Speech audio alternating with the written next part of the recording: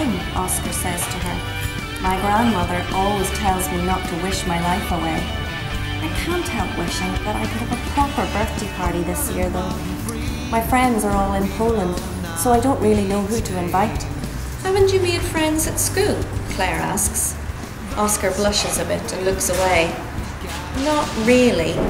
I don't like to talk much in class. You see, sometimes I forget words, and I'm afraid no one will understand me. But I think your English is very good, Claire says. And for the first time, Oscar gives a big cheerful smile. I'm very happy that I found the Pony Palace, he says. I've wanted to ride since I was a little boy. It's so good here. I know, it's so much fun, Claire says. Mind you, I still wish our lessons were more exciting and that we could jump bounce fences or something. I just want to get the basics right first, says Oscar. My father always says it's important to learn the basic skills before you try more challenging things. Claire is nodding and looking at him as if to say he's got a point. But then Mark arrives to get us ponies ready for the last ride of the day, and Claire turns her attention to him. Oscar looks a little disappointed, so I rub my head into his chest to make him feel better. It's okay, Tonto, he says. I'm used to being left out. I know people in Northern Ireland find me hard to understand sometimes, but I'm trying really hard, Tonto. I hope I will make some friends here soon. I'll be your friend, I neigh, and I nuzzle him a little bit more to prove it. Hey, what's going on, Tonto? Oscar says. You're being nice to me today. Maybe you aren't such a naughty pony after all. Naughty? Me? Well, maybe a little, when there's yummy food around. I let Oscar stroke my nose and hope that he'll start to feel like he fits in here. So what if his voice sounds a little different? So what if he comes from a different country?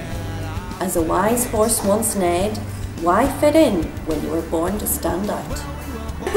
I'm here with Pauline Burgess, author of the Pony Friends Forever series, and her new book Pony Party is out soon. Tell us a little bit more about the new book. Okay, Pony Party is the third in the Pony Friends Forever series, published by Blackstaff Press.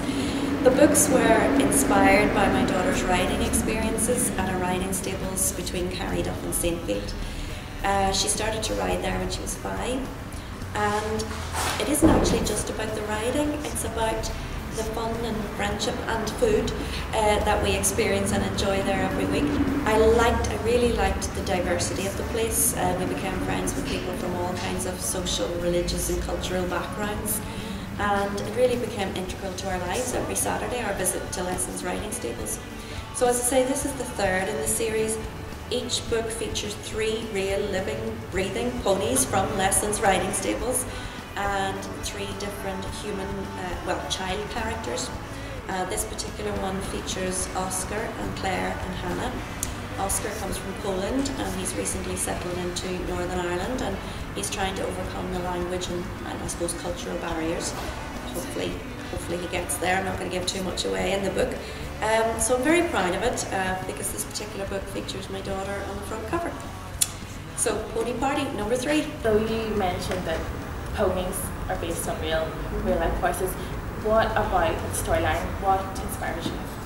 What inspires me? Well, this particular series was inspired by real life events. I have been writing for over 12 years. I've written a lot of short stories in that time for children and adults. But this was my first book contract, and it's interesting that when I finally received a yes from a publisher, it was based on my real life experiences with my family. They always say that you should write about what you know, and obviously that is true. But generally in writing, it's all the experiences that I encounter in life through my teaching day, through my home family day, through lots of different experiences. You see little bits of personalities or little bits of storylines and you kind of merge them together. They're never based on any one individual person or one individual event, but you know, you're conscious of storylines everywhere, in the media, all around you as you're shopping in Belfast, the children you teach in school, although of course I haven't written about any of them. And this one here, as I say, was particularly inspired by a place that became a real place of social importance to us. There's a little cafe there called the Nosebag Cafe, and we'd all come together there after the ride and put the world to rights. And You know, as I said earlier, lots of different backgrounds, north, east, west, south, Belfast, nobody cares. And that's one of the wonderful things about it. So Pony Party is possibly one of the first books, children books in Northern Ireland to write about this growing intercultural makeup. How important do you think it is that authors start to include that in their writing? It's vital, absolutely vital. I teach English as well as write, and I'm very conscious of the fact that children need to read books that are meaningful to them and something that resonates with them, but also teaches them about the wider environment. I mean, I grew up at a time when you didn't really get to meet children from other backgrounds. So it's vitally important these days that we show that Northern Irish society is now very much a mixed, enriched society. I've been teaching for 22 years, and in that time I've increasingly taught more and more East European children. I've taught children from the Philippines, from New Zealand, from Australia, from Rough Island, from everywhere. And I think it's wonderful that we're building a society today where children are learning from each other culturally, learning little bits about each other's language.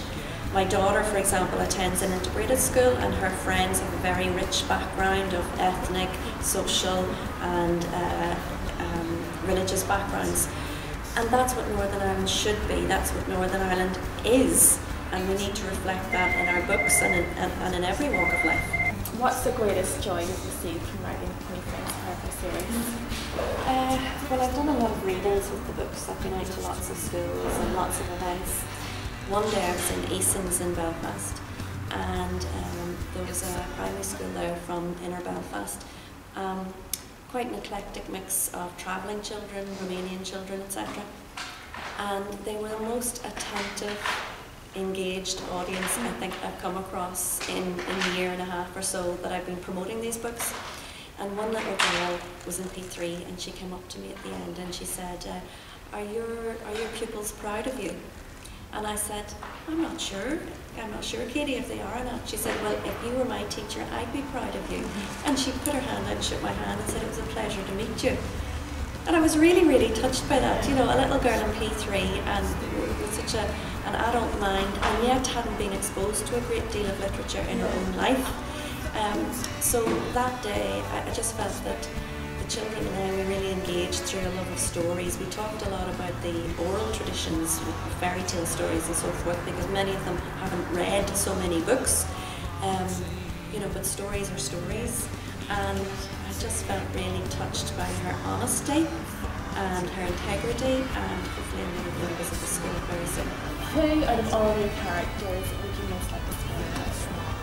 Oh, Barney, I think. Yeah, Barney's bold, or is he? Maybe he's just misunderstood. He likes to do his own thing, he's got his own mind. He doesn't like to be bossed around by people or horses that he doesn't respect.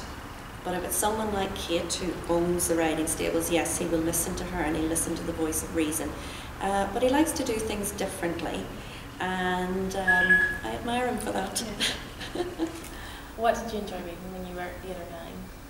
When I was 8 or 9, I loved reading as a child. It's hard to actually remember around that age group, but I think probably that's when I really loved Nina Bawden's books, particularly Carrie's War. The Little House books, Laura Ingalls Wilder, The Railway Children.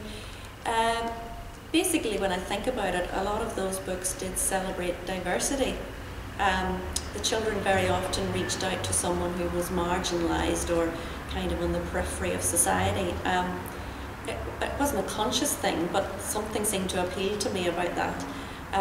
So stories basically where children run free, enjoy life, and gain a perspective on the wider world at the same time. And what about as an adult?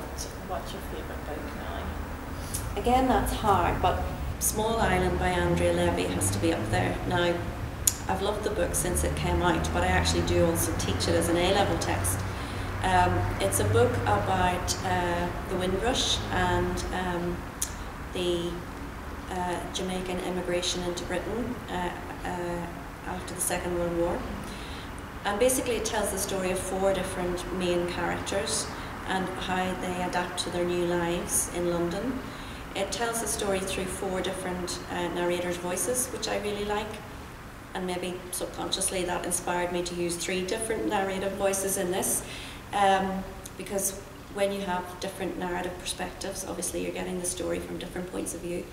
So Small Island is really a book I think everyone should read, because the name is metaphorical and the name is also literal, and it's about how we have to embrace change and accept that society is forever evolving and changing. Anyone who's starting out trying to get their work published, what one word would you give them? Patience. Persistence, gonna give them 2. As I said to you earlier, I've been writing for 12, 13 years, but it took 12 years to get an actual book contract. So you really just have to keep writing. If you enjoy writing, you will keep writing and you'll keep sending your stuff out there. And one day, hopefully, you will get a yes. We're very lucky to have a company like Blackstaff Press that nurtures new and local writers and really tries to get them out there, so I'm very thankful to them for that. But basically just keep reading, keep writing, keep trying. Do you have any other work in progress? I'm actually writing audio scripts for an education company at the minute, and the idea behind it is that many children learn through oral experiences. So it's a really fun and challenging thing to do, because we're teaching them skills in literacy, numeracy, all areas of the curriculum, but through creative writing.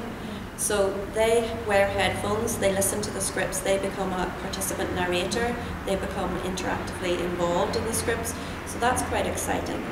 And I'm also working on a new children's book, which is for an even younger audience. You're probably aware of Book Trust NI, and they very often say that books are more than books, they're doorways. So I like the idea of writing books for very young children and providing them with a doorway into the wider world. So I suppose it's a picture book in essence, but we'll have to see where it goes. Wonderful. So Pony Party is being published on the 14th, if I'm correct? Yes. And then your launch is on the 16th of May. And that's in Eason's in Donegal Place in Belfast. Can people just come along, or do they have to RSVP? Well, it would be ideal if they could RSVP, but also they can just come along. We'd be delighted to see them. There would be pony treats, chocolates, treasure trails, badges. So hopefully it'll be good fun and they can just turn up. And it's at 12:30? 12:30 to 2:30. Wonderful. Mm-hmm. Thank you very much. Thank you.